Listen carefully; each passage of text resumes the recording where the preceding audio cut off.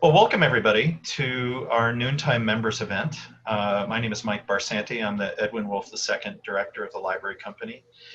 This is part of a series of programs that we're doing that are special for our members and our shareholders, part of the privilege of membership, if you will. But the Library Company is a learning community, as I often say.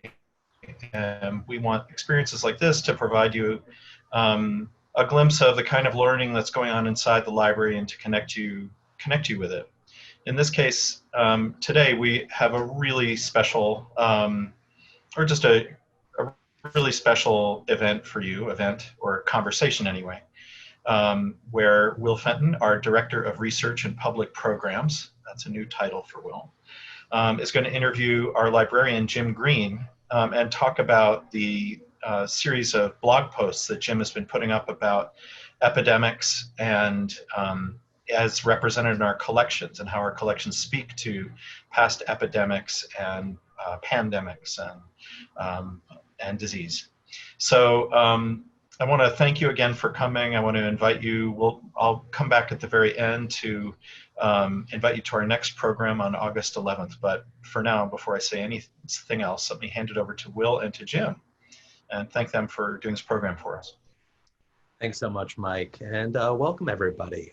It's my privilege to do this, not only because I managed to wrangle Jim into doing a web event, but because it's also been a privilege seeing these pieces emerge. I've served as the editor here, and it's been fascinating and illuminating for me. So I just want to draw attention to one feature in Zoom that most of you probably already know about, but I want to flag. It's a little Q&A button. And if you post a question there, we'll do our very best to get them. We'll do our best to get to them at the end. We're probably only going to have 5 to 10 minutes for public questions. But I'm going to see if we might be able to save those questions, and then perhaps Jim and I can follow up with you for any questions that we don't get to. So I'd like to start with the ceremonial softball. Jim, what did you find in our catalog that surprised you? Well, let me actually, before I answer that question, let me just give a little bit of background about how this series of blog posts, whatever the right word is, came to be. We were all shut down, working from home, and I was thinking about, we have a really great collection of early American and really Atlantic world popular medicine texts. I figured we have a lot of stuff in the library about epidemics. And I started looking around and I realized that we have a lot more than I thought, that we got it from several different sources. We got books as they came out in the 18th and 19th centuries, which reflects the interests of our constituencies, our readers, our members then, but also we've gotten a lot in recent times, which is a lot of that has to do with the sort of inspiration of our former board member, emeritus board member Charles Rosenberg, who's a really great historian of medicine, which I hasten to say is not what I am. But Charles has been giving us his library. Those of you who read our annual reports will have been hearing about this for years, giving us his library in bits and pieces, and it is probably the largest collection in private hands about popular medicine, a field that he himself defined actually as medical information for laypersons. And then so a lot of what we have and a lot of what I was able to use in these blogs actually are fairly recent gifts from him.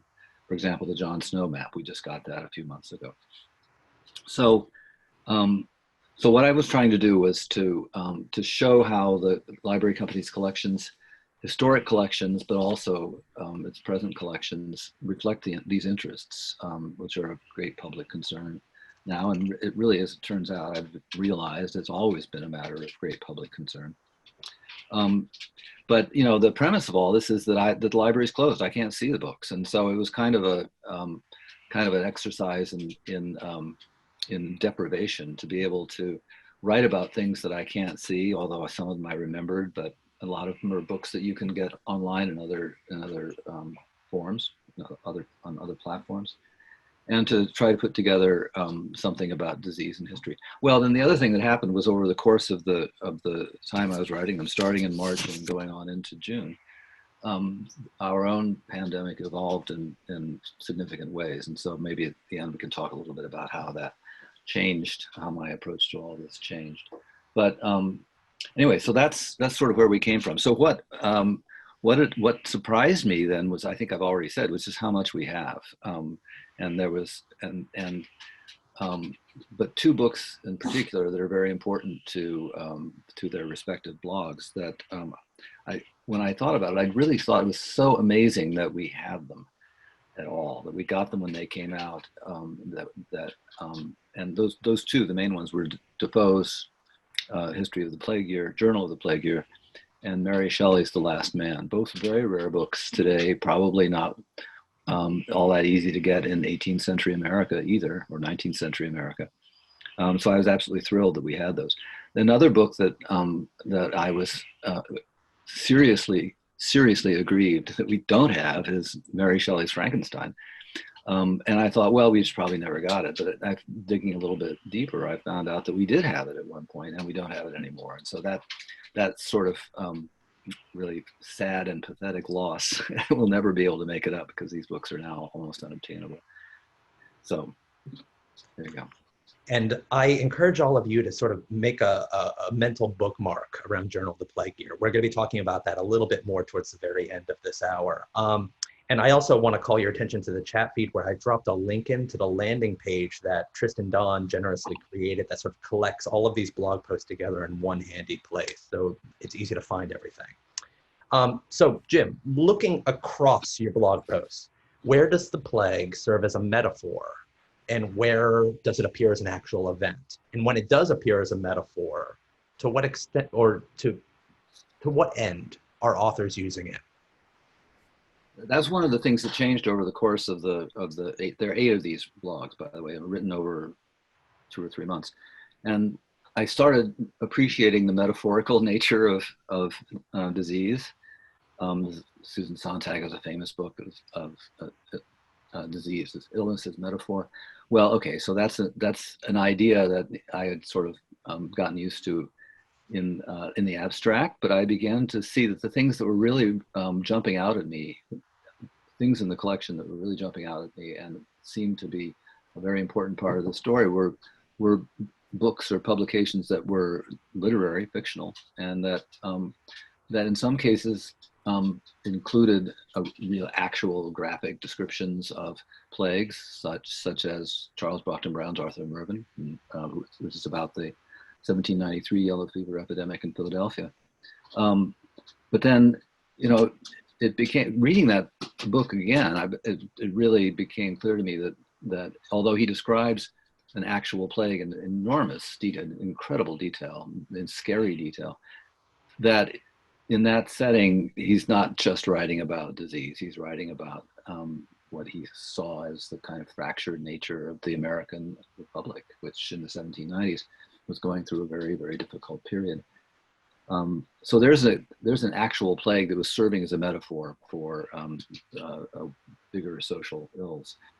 But then Poe's Masque of the Red Death was, it seems to be, it's talking about a plague. He describes it very, very, very simply as something that you could think was a little bit like cholera, which was, was a problem at the time that was written. But in a way, he's just using the dread of disease to incite horror, a feeling of just overwhelming anxiety in the reader. And that, of course, is what Poe is famous for, is you read his stories and you can't get them out of your mind and you can't get to sleep. And that was the kind of thing that he was trying to do, I think, there.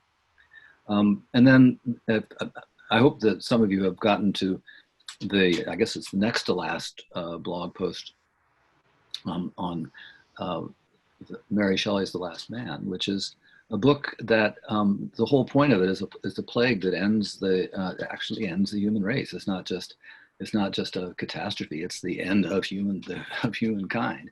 And at the end of it, there's only one guy left who's writing the book that you're reading.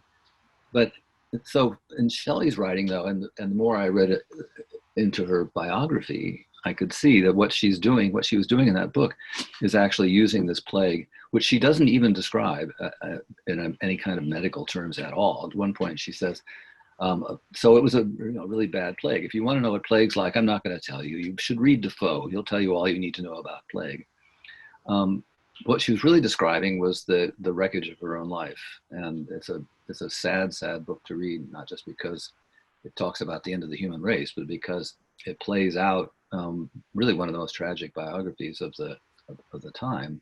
A woman who's absolutely an incredibly gifted woman. Every person that was close to her that she loved, except a son, everybody died, and a life that was starting with great promise just completely fell apart. And she's describing that, then the wreckage of her own life as kind of in a grandiose term, I guess you could say, with the end of the human race. Said that way, it sounds kind of comical, but it's a great book. I really encourage you to read it.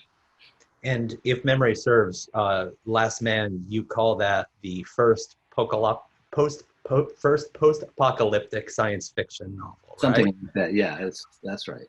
Yeah. It has a lot to say about, and there's so many of these, last man alive kinds of fictions now, and this is the original one that describes in excruciating terms how the human race comes to an end as each of her friends dies in horrible circumstances, one after another. It's suicide, it's murder, it's disease, it's everything.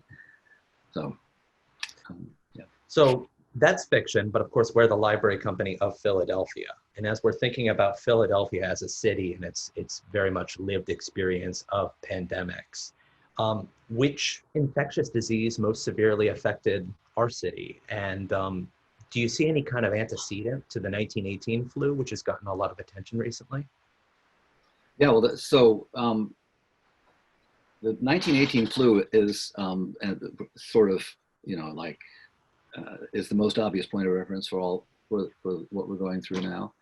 And it was pretty awful, but the 1793 yellow fever epidemic was far, far worse, by a factor of 10, if you want to just count mortality, because in the 1793 yellow fever, 4,000 people died at a time when Philadelphia had a population of about 40 or maybe a little bit more, 40,000.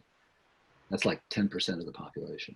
The 1918 pandemic worldwide, I forget, 50 million people died, something like that. It was colossal. But in Philadelphia's terms, the population of the city was about 2 million at the time. It was because there were so many war workers there. In fact, that 1918 flu was exacerbated by the fact that we were at war and that the military troops were on the move. The disease was spread by troop movements, which is so often the case in these pandemics. But with all the war workers in town, probably 2 million people, and 20,000 died. That's 1%. 1% in 1918, 10% in 1793. That's amazing. I'm glad we're nowhere near any of those figures now. Yeah, and thank you for that sobering context.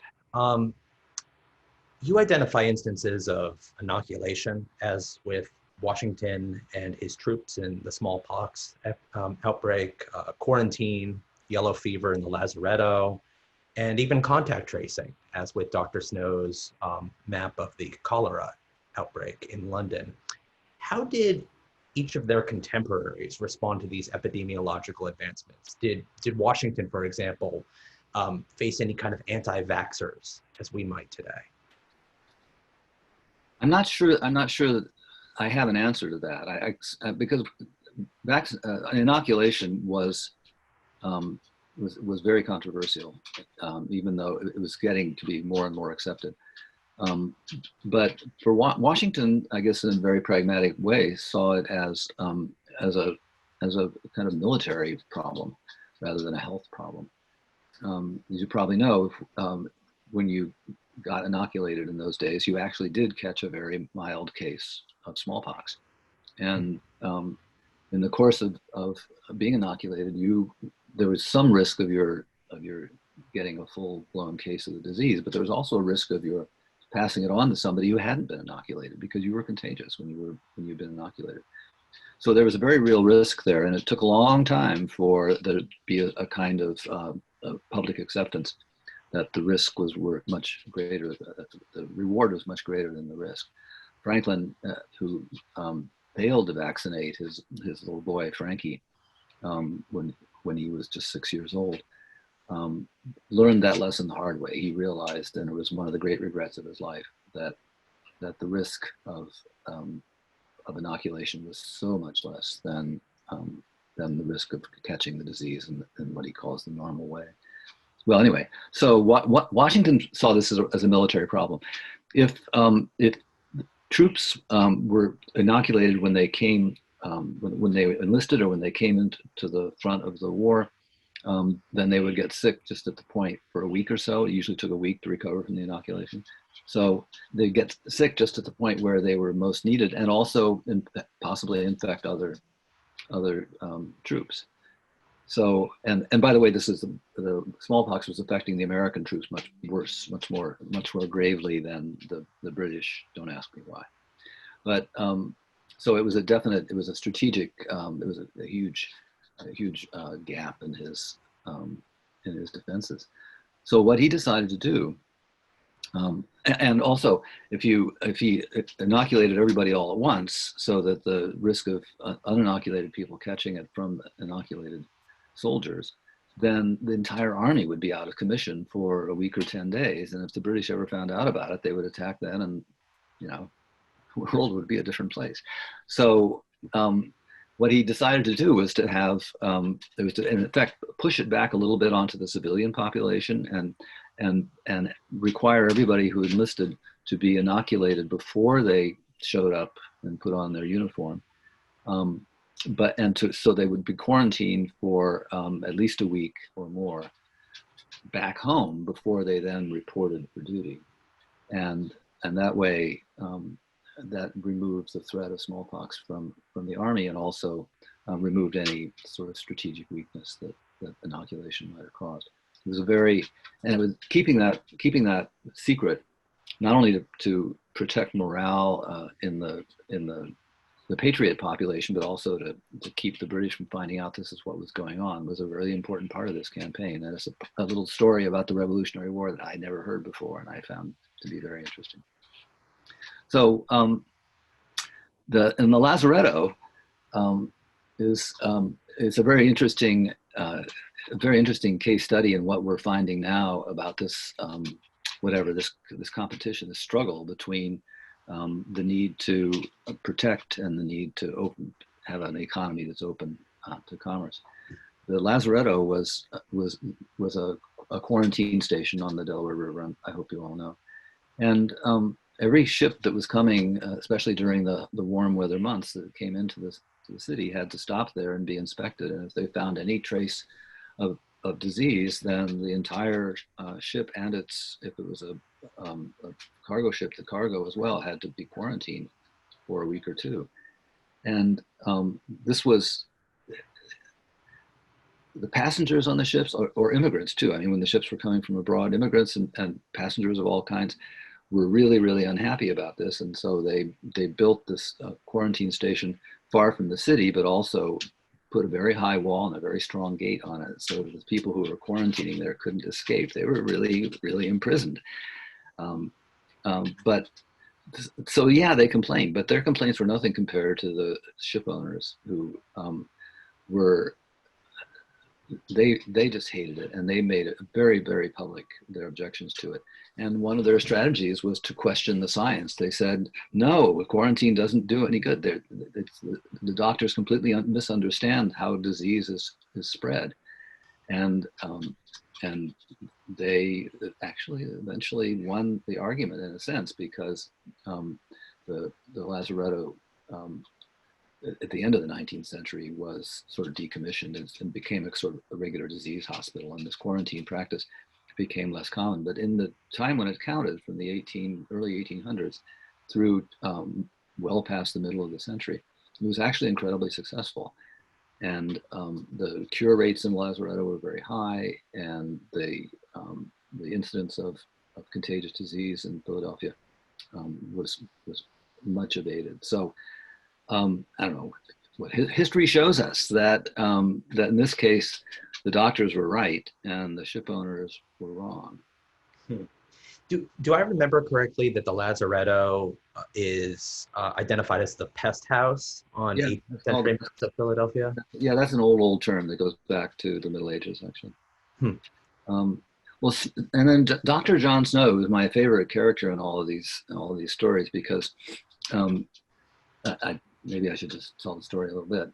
He during a 1852, I think it's 1852 outbreak of cholera in London, began to notice at that time the received story about what the cholera was transmitted by putrid air, and it was vapors and it was noxious fumes that transmitted the disease. And he began to get suspicious about water as a source of the contagion. And he noticed a special concentration of cases around a pump in Soho in London, in Broad Street. It's called the Broad Street Pump, which was a very popular neighborhood amenity. And a lot of people thought that the water from the Broad Street Pump tasted better than all the other pumps in the neighborhood. And so people came from really quite far away to draw water from this pump. And he began to notice that the people who used the pump died. And he also noticed, and this is another great thing about Snow's story, is that this was actually one of the first double-blind medical experiments. We're hearing a lot about that sort of thing now with talk about vaccine, and I do believe that this was a kind of double-blind test, because what he found was that the people who drank from the pump died and the people who didn't drink from the pump didn't. And he found that out just by asking them, what's your favorite pump? And he found that there was a big cluster of cases around close to the pump, but also a wider spread area. And those people in that wider spread area were the ones who went out of their way to drink from what turned out to be the poison pump. So he convinced the city fathers to do a very simple thing with a screwdriver to detach the handle from the pump. And everybody protested, but the outbreak stopped. And then he published his findings about this with a map showing that it was a pioneering piece of data visualization, among all the other wonderful things that he did. Showed a map that showed the concentration of cases around the pump and the diminishing mortality and the connection of people who used the pump, and then the people who didn't use the pump and may have lived right next to it and didn't get sick. So anyway, it was a brilliant piece of work, and he's a kind of saint in the history of public health to this day. Yeah, the map is iconic, I guess you could say. I dropped a link to that blog post with that iconic map in chat. So if you haven't seen it, check it out. And Very good.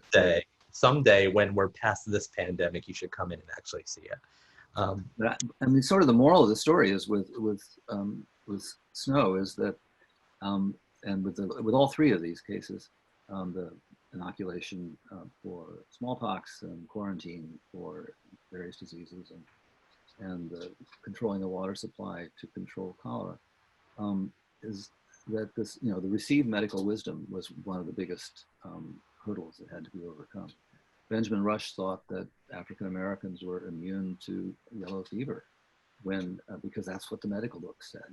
And then when he started seeing the patterns of who was dying and who was not in Philadelphia, when so many of the Black community were volunteered themselves as nurses, and they were dying too, and so he changed his mind. But in the case of the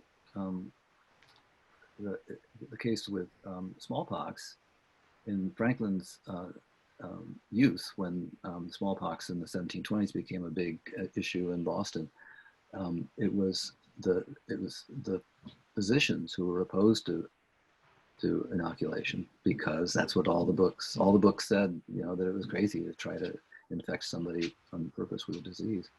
And it was the ministers led by Cotton Mather who were the ones that pressed ahead with the experiments and found out that they worked. So there's a kind of pattern here about physicians themselves are very often there. And with snow, in the case of cholera, it took a long time for the physicians to come around to Snow's view of this, because everything told them it was air and not water that transmitted the cholera. Yeah, and notably, you introduced me to this incredible pamphlet that we have from Richard Allen and Absalom Jones that was published as a rebuttal to Matthew Carey's account of the yellow fever epidemic in Philadelphia, where they are correcting the falsehood that the Black community, the Black nurses in particular, were somehow more immune to yellow fever than everyone else in the city. Yes, and they corrected a lot of other falsehoods as well, but that medical one was an important one. It really was. And well. Yeah, so in your post on pandemic panic, which was one of my favorite ones, you quote Charles Rosenberg, who you mentioned earlier in this, who calls an infectious disease, quote, a stress test for the healthcare system. And it does seem that hearsay, disinformation, and distrust of medical expertise posed very real challenges during, yes, the yellow fever epidemic, but also in the Liverpool riots, which you read about. Is there anything that you hope that readers will take from your series to inoculate themselves against rumor, disinformation, and fear? I think that's a great question. I knew it was coming, so I've given it a little thought. But yeah, I think that the takeaway for me anyway is not believe the science, because in fact, science is complicated. And it's very much, and this is something that Charles Rosenberg also has been telling us for a long time, that that medicine is a social construct.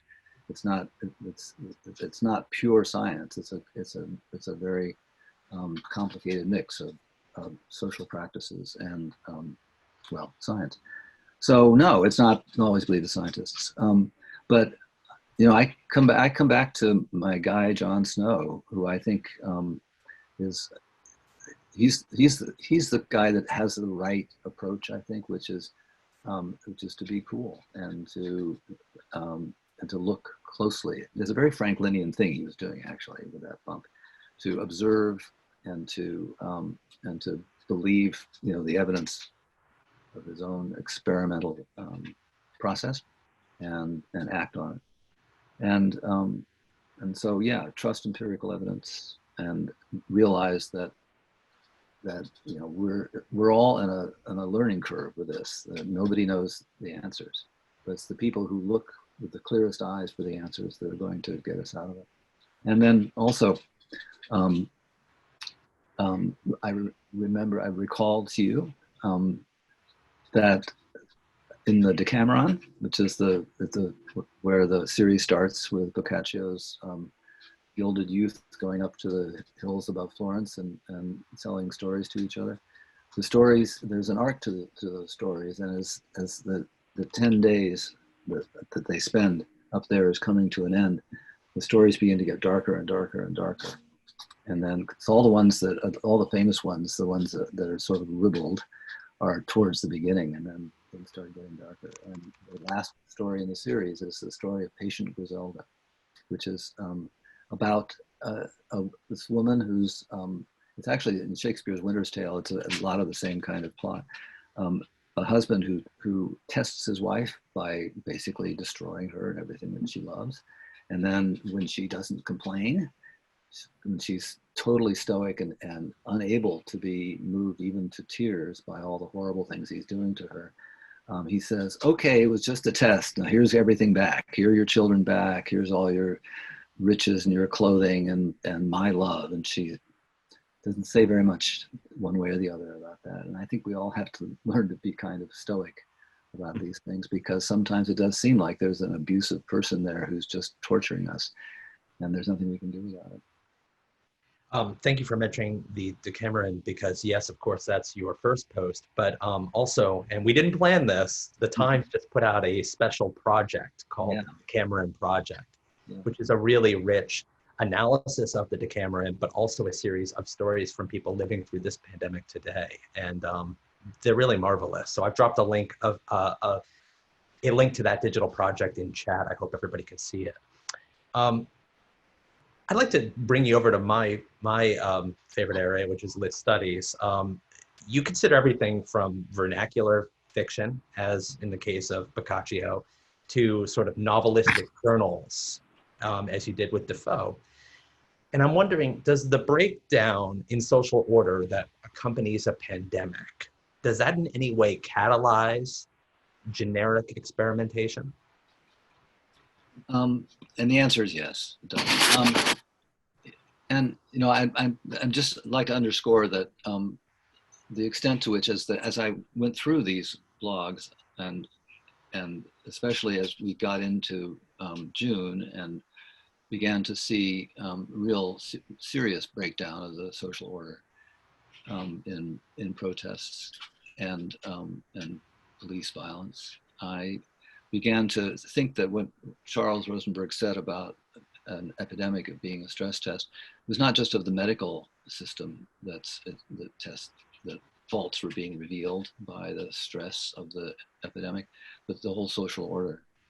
So, so yeah, in fact, my last blog post was in Pandemic Panic was a response to all of that, and to my feeling that it was really just talking about disease in this kind of medical way that I've been doing in some of the earlier blog posts was just not where it was not doing the job. That the issues that is surfacing of racism and police violence were far more pressing and more deserving of being addressed than this kind of, I don't know, sort of than the purely medical aspects that I was talking about before. So anyway,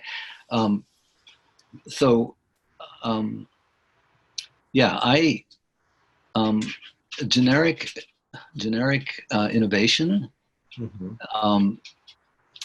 That's your question. My answer is not answering. I haven't actually started answering your question yet. We're finding our way there. It's all right. We're getting there. We're getting there. Yeah. I think that absolutely that disease, but also and this is a theme that kept coming out in the books I was looking at, but also climate disasters, which act a lot like epidemics, have the same kind of effect on not only stressing the social order, but also inciting writers to invent new genres.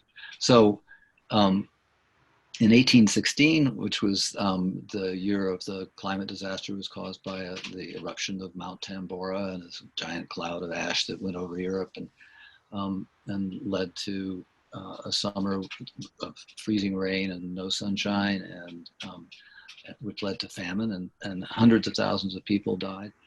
That was the summer when not only did Mary Shelley write Frankenstein, because the weather outside was too bad where they were staying in Switzerland, and so they stayed inside and wrote books. That was when Shelley wrote Frankenstein. It was also when their friend Dr. Polidori wrote the Vampire, which is the book that created another sort of another horror genre. So, and also in The Last Man, Mary Shelley is actually, I believe, harking back to 1816. It was written over a decade later, but she was harking back to that same summer and describing a concatenation of disease and climate disasters that helped bring the human race to an end. So, so yeah, and then another example of this that I came across was something that I was thinking about putting out was that Pushkin in 1831 was at home in his country house in Boldino when a cholera epidemic broke out in St. Petersburg, and he was heading into town and was stopped by a roadblock. This thing they call the French term cordon sanitaire. It was a roadblock that kept people from traveling to or from where the epidemic was. Sounds familiar.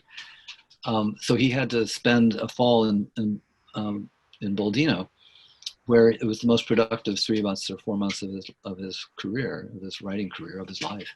And that's where he finished Eugene Onegin, which I don't know if this is generic innovation or not, but Eugene Onegin not only is a kind of national book for Russian literature, foundational text for Russian literature, but it was a novel in verse. So there you go again. And yeah, and Defoe's journal, The Plague Year, was definitely a proto-novel kind of thing. And so, yes, I agree with I think you're making a good point, Will. Thank you, Jim. And I mean, I'm certainly curious, despite all of the other stresses and losses that we're going through right now, if we do see the emergence of some new forms, new literary forms from the current pandemic that we're living through. So I'm sort of just raising my own antennae for that. You think it's going to take the form of a graphic novel? I feel like that might already be done. Nice. Yeah. No, but certainly experimentation with Zoom, which we're living through right now. But you look at how, major outlets like SNL have already used Zoom to, fill these gaps that they're otherwise facing and produce some really interesting approaches to comedy. So that's one example, but I'm interested in what happens textually. And so that's something that I hope that other folks might have opinions about in the Q&A. I do want to circle back to something that you started to raise as you were avoiding my question in the beginning, which was the fact that pandemics do in fact reveal or exacerbate fissures that are already in society. And your final blog post is a departure. Why did you pivot? And I think you've started to gesture towards this, but I'm asking you to make the implicit explicit. Why did you pivot from epidemics to riot? Because it was happening, and because my inspiration here was a book that I know you know, but I would like to recommend it to everybody who's listening. Sam Otter, who's an American literature professor at Berkeley, wrote a brilliant book called Philadelphia Stories about 10 years ago, I think, something like that, where he posits, his thesis is that Philadelphia is the place where America first began to envision what a multiracial society would look like and how it would work. And both in literature, but also in real life. And so he talks about Charles Brockton Brown, the Quaker City, but also The Killers, which is a book that I cite as books about the riots that were happening in Philadelphia in the 1830s and 40s. But also he just talks about the riots. And, we have a great collection of books about graphics and literature and nonfiction about what must have been one of the most painful decades in the nation's history, but especially in Philadelphia's history, roughly 1838 to 48, when there were constant riots. But what were these riots? These were not riots of protest, really, although some of them have a kind of protest strain to them in the beginning. But mainly, they're just anti-Black riots. They are riots of nativists, of police, of soldiers going into Black neighborhoods and shooting people and burning houses and torching churches. And this went on almost every year for over a decade. And it's a part of our history that I think really needs to be explored. And it seems really very relevant now that in some sense these problems of endemic or epidemic or pandemic racism are still with us, and in some ways worse than ever. So it seemed to me an urgent thing, and so that's why I broke out of the disease mold to talk about this, and then at your instance, with your encouragement, I managed to find a couple of really very faint links between epidemics and riots. The evidence is just not there. But if you want to think of racism as an epidemic or an endemic disease, then yeah, there's your connection. And that was specifically with the Garys and their friends, right? Yes, yes, the great novel, The Garys and Their Friends, where there's a very, very small plot point that disease hinges on it. But mostly, yeah, it's about this kind of anti-black rioting, which really kind of took started becoming, not just in Philadelphia but all over the country, started to become a kind of pattern. A lot of it began in Philadelphia with the so-called reform of the state constitution in 1838, where, as a reform measure, African Americans who had voting rights if they owned property in the same terms as white people, took the vote away from African Americans on racial grounds, and that's really kind of the beginning of this, of what went on up to the Civil War and after in Reconstruction with Jim Crow laws and the Ku Klux Klan and this kind of thing. It's where a lot of that really began. So when Sam Otter says that Philadelphia was the place where all these, sort of the laboratory, where all these ideas about what a multiracial urban society would look like, and it didn't work out very well. I dropped a link to Philadelphia Stories in chat. So if you don't already know it, haven't looked it up, please do. It's an incredible volume. I promised earlier that we were going to tunnel in a little bit on Defoe's Journal of the Plague Year. And to do that, I'd like to sort of begin to open this up. And I think a nice way to do that would be to bring in someone from our community who's been a terrific participant at numerous firesides and who has spent some time thinking a good deal about Defoe. And that's Dr. Dee Andrews. And I'm going to ask Dee to unmute herself and take her video off and join us. To tell you a little bit about Dee, she is Professor Emerita at CSU East Bay, where she teaches early American history, historical research methods, and U.S. history surveys. She's the author of the award-winning book, The Methodists in the Revolutionary America at Princeton University Press. And she's currently working on not one, but two book projects on abolition. Dr. Andrews was notably an Andrew W. Mellon Foundation Fellow at the Library Company in 1999. Thank you so much for joining us, Dee. Oh, my pleasure, Will, my pleasure. So do you want me just to sort of ramble for a little bit and then for a little bit? Take us on a journey. Well, like Jim, I am not a historian of medicine by any stretch of the imagination. I know much less about this than Jim himself does.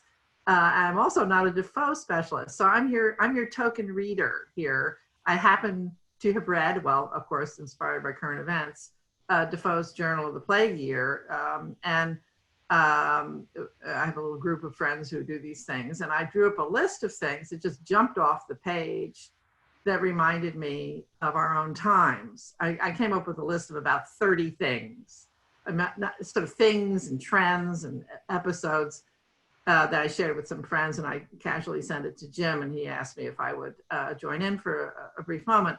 And in effect, I think, and also I'm reflecting also as you were speaking about Defoe, about the impact on genre, is that what you were calling it, Will, of that journal, because Defoe, according to his biographer, Richard West, and a few other sources I've quickly looked at, he he began his novel career, Robinson Crusoe, etc., Roxana, Mal Flanders, quite late in his years. And it was over the same time, I'm now noticing, that he was researching Journal of the Plague Year. So I think there's a connection there. Of course, Defoe is one of the very first, maybe the first novelist in the English language, and somebody can correct me on that, somebody in the audience can correct me on that. And his life is extraordinary, and he's like a fictional character himself. He, in a way, it's as if he's channeling his life into Robinson Crusoe, etc. It's so extraordinary. So there's a lot of mixing of biography and art and also journalism. He was a very great journalist, and that it's a very readable book. Journal of the Plague Year gets kind of repetitious, gets a little bogged down and I think he just is pouring forth everything he knows. It's presented as if it's written by his uncle, Henry Foe, who was alive at the time of the plague, was a saddler in London, I'm sure a quite wealthy man. And Defoe was just a young kid at the time of the epidemic. So it's written as if Henry wrote it, but obviously Defoe did a huge amount of research on this, and it's packed full of information. And among the things you'll notice is of course there's a lockdown. There's lockdown.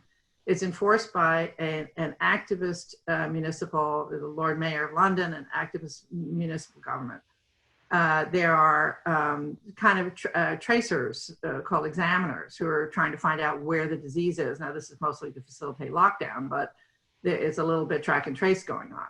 The people who are most vulnerable are the nurses and attenders and doctors, and they're heroes for staying in town instead of fleeing. The huge numbers of people thrown out of work, especially small business owners today, tradesmen, thrown out of work, dependent on the city for their provisions, as they say. Families, of course, face endless tragedies of deaths. I mean, talk about percentages. The estimate is that 25% of London's 100,000 people, 100,000 people, 25% of the city's population died in this plague. This is the bubonic plague. So 25%. Now, of course, the wealthy flee town. They go out to their Huntington, Long Island estates, and women still have to give birth, and some of them do so alone. I know we don't face that today, but I know women in hospitals today are sometimes separated from their babies because they've been tested positive. It just goes on and on and on. I mean, it was really striking. In fact, I thought I'd just read the opening paragraph just to give you a sense of Defoe's art as a writer. He's very, as his biographer West says, he's a very common writer. He's not Latinate, in other words. He doesn't use belles lettres. He's a journalist, and he writes like that. So the very opening passages are, it was about, and this is also resonant, it was about the beginning of September 1664 that I, among the rest of my neighbors, heard in ordinary discourse that the plague had returned again in Holland. And I remember this from hearing about Wuhan, of course. For it had been very violent there, and particularly at Amsterdam and Rotterdam in the year 1663, whither they say it was brought, some said from Italy, others from the Levant, among some goods which were brought home by their Turkey fleet. Others said it was brought from Candia, others, it mattered not from whence it came, but all agreed it was come into Holland again. And I think that's, again, our point of view today. It doesn't matter where this is coming from, it's here. This is very striking start to this journal, I think, is it is here, is essentially the message. He goes on to talk about how they don't have national newspapers in 1665, so the word isn't traveling the way it would today, and of course that's very different from our own time. But then he says, the government had a true account of it, and several councils were held about ways to prevent its coming over from Holland, but all was kept very private, which of course was also the case in our early in January. Hence it was that this rumor died off again. People began to forget it as a thing we were very little concerned in, and that we hoped was not true till the latter end of November, the beginning of December, when 2 men said to be Frenchmen died of the plague in Longacre. Of course, that's also the initial West Coast cases were coming from Asia. And the parish clerk where they died examined the bodies, found that they had the signs of the plague, and he returned them. He returned the account to the parish hall. It was printed in the weekly bill of mortality in the usual manner, thus: plague 2, parishes infected 1. That's the beginning of this book. It's really, I think, a stunning beginning, and something that is very resonant for us now. And it made me wonder, just to reflect on this, it made me wonder about two things. One was, actually three things. One was, where did they get their food from? And there's a bit about this in the book. I mean, butchers and bakers, just like our supermarkets, were required to stay open. People had livestock that they kept, the wealthier people, that of course could be butchered for food. The London government required that the markets be open for bread, butter, and cheese, I believe it was. I think that's in his other book, but I don't remember that from the plague year. But it was curious to me, just he says that he, the narrator, had enough food on store. Everything was fine, keeping an eye on my time here. Everything was fine that way. And I was curious if anybody knows, how would you have a store of food in 1665 when you often depended so much on fresh food? I know how people would do that today, but I don't know how they would do it then. That was one thing. I should add another big resonance that I wrapped up my little list for my friends was, another big resonance was, so there's the city government, the Lord Mayor and the city council, which are running everything. And there's a pest house where people are taken who are very sick, and often that's the better place to be, so forth and so on and so on. But the royal court leaves town. They skip town, do nothing. They go to Oxford, they're gone. I was very struck by that. Charles's court was out of there. But in any case, so the food thing was one thing. The court is an aside.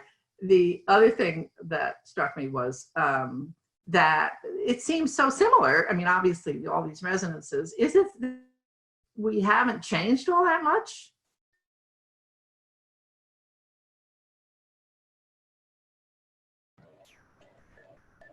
We might have a dramatic pause in there as Dee's connection catches up. But Jim, did you have in the last 350 years that city life was city life?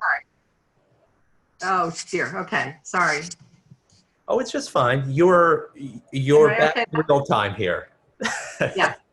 I'll just finalize that. So are the things the same as they've always been, or is this the beginning of our modern era? Are we looking at the beginning of modern life?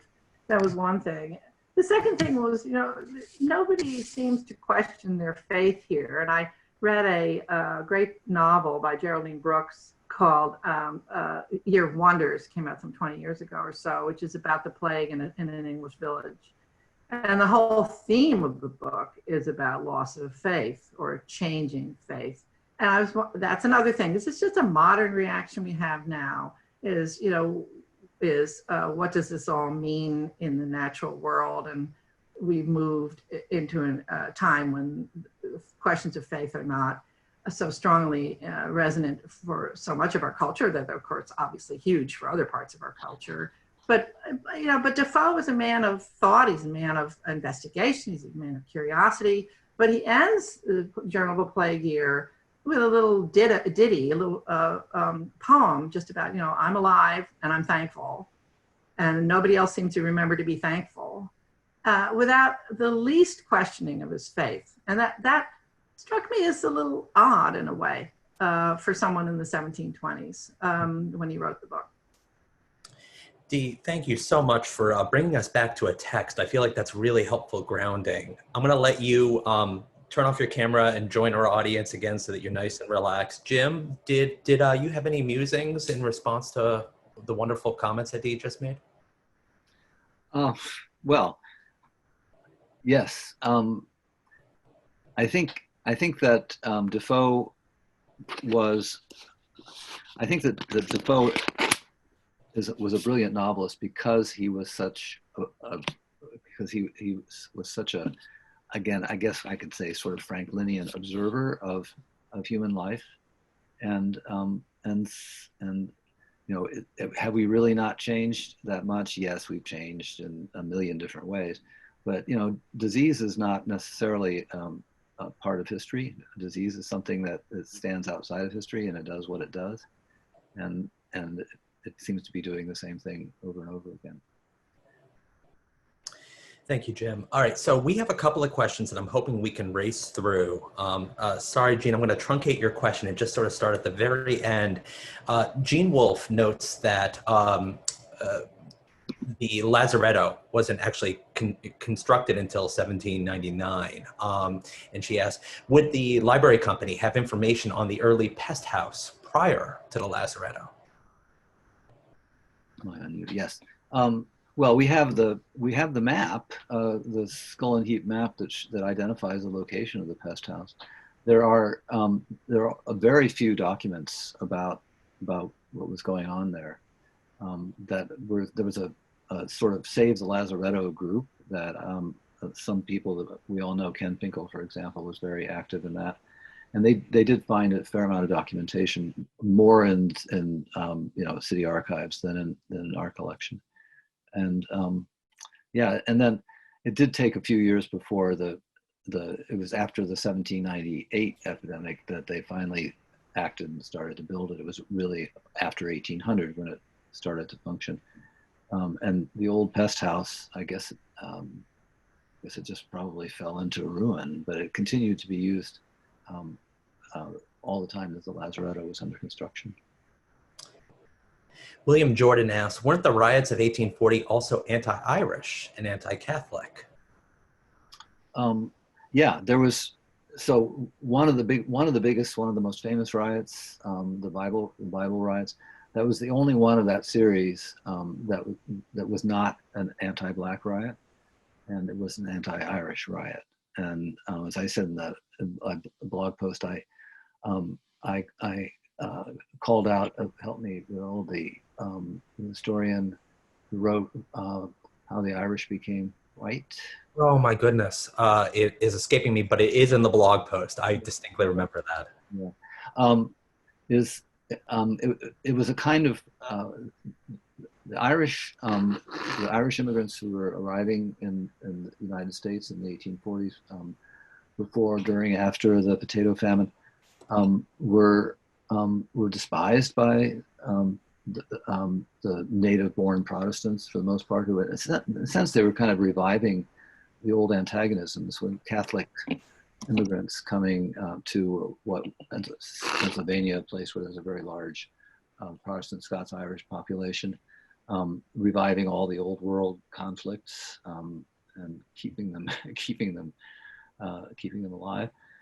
So yeah, but in a way that was a racial riot as well, because it was the racialization of the Irish as not white, and also the expression of among the working class Protestant Scots-Irish of wanting to say, yes, we're really, we're the real white people, and they're not. That may not have made much sense, but it's something to keep in mind that during the 1838 reform of the Constitution, rewriting of the state constitution, the sort of almost transactional nature of that is really quite striking. That the franchise was extended very, very liberally to white men, so the property qualifications for being able to vote were largely removed.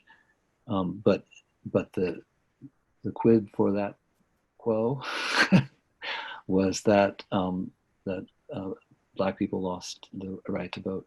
So it was so the Bible riots were not anti-Black riots, but there was a kind of racialization of the Irish that was involved in them, and so in that way they really fit into the pattern. And that constitutional amendment followed almost immediately after the burning of Pennsylvania Hall, right? Right. Yeah, the two events were going on at the same time. Yeah. All right. Well, we're at 1 o'clock right now, which means that I need to turn this back to Dr. Michael Barsanti, Edwin Wolf II Director, who's going to close us out and make sure that we don't forget anything huge. Jim, thank you so much for this. This was really educational for me. Thank you. Well, thank you all for being with us. Mike? Mike, I think you're muted right now. He's so shy. I know. It's always hard to get me to talk, but thank you, Will. Thank you, Jim and Dee, all of you. That was a fantastic conversation. I had been thinking a lot about this convergence of epidemics and social unrest. We're all thinking a lot about it because we're living through it, and then to tie in sort of literary innovation into that period. I mean, I'm sure people have written about 20th century literary innovation in that context relating to influenza as well. Like you can, it becomes a really interesting focal point. So thank you for giving a lot more context and background to thinking of all of that. And thank you all of our attendees for coming and for your questions. Our next event is going to be on August 11th at 5 o'clock. It's going to be me. I'm going to be talking about democracy, Republican democracy in libraries, and talking about the role that the founders of the country had in thinking about the role of education and citizenship and the way in which libraries have been a part of that, and how our library, how we imagine being a part of reinventing and reinvigorating democracy in the 21st century. So August 11th at 5 o'clock. Also, all of you watching, I hope are members and shareholders, and you would have received a renewal request to renew your membership or pay your shareholder dues in the last month or so. Many of you have, but let me just, if you're thinking about it, today is a great time to send your renewal in and to renew your membership and your share for another year. Again, thank you all for coming. Have a great afternoon. Stay healthy, everyone. And we'll look forward to seeing you again on August 11th, if not sooner.